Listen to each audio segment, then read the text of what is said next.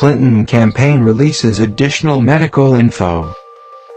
Hillary Clinton released more detailed medical information Wednesday that describes the form of pneumonia she's been diagnosed with as a mild, non-contagious bacterial infection.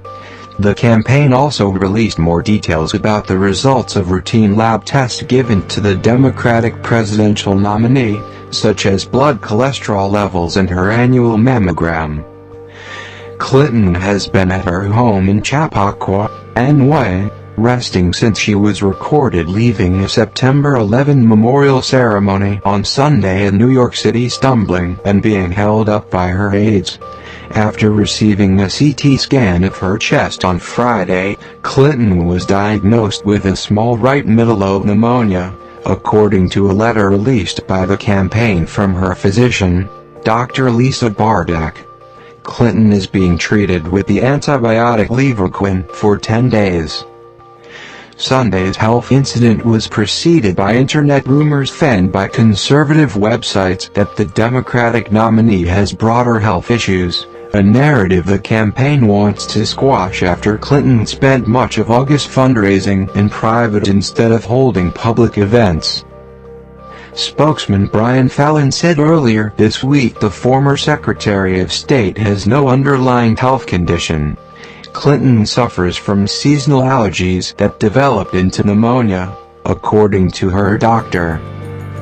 Also included in the Wednesday letter are the results of additional lab tests as well as that of an annual mammogram, which was reported as normal.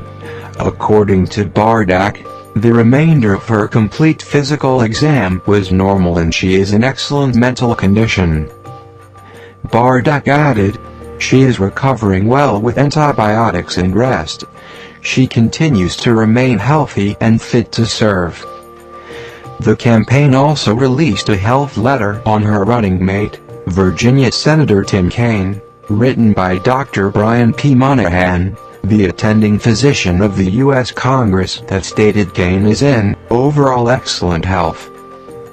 Bardack placed Clinton's condition in the context of a number of recent allergy flares, a typical pattern for most of her life. In January, Clinton received a tube in her left ear to treat an infection in sinusitis. On September 2, she was found to have a low-grade fever, congestion and fatigue, conditions that worsened and developed into a cough as she traveled over the following week. Clinton has come under criticism for not disclosing that she was sick until 2 days after the pneumonia diagnosis.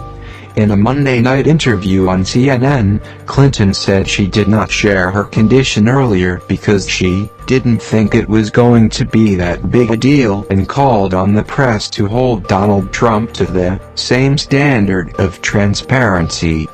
She said she thought she could power through it, but that didn't work out so well.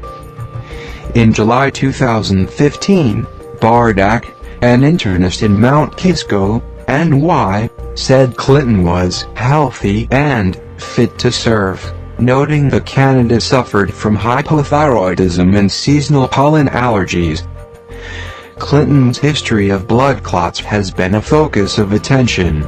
She underwent anticoagulation therapy to dissolve a blood clot and had to wear special glasses to correct double vision for nearly 2 months starting in late 2012.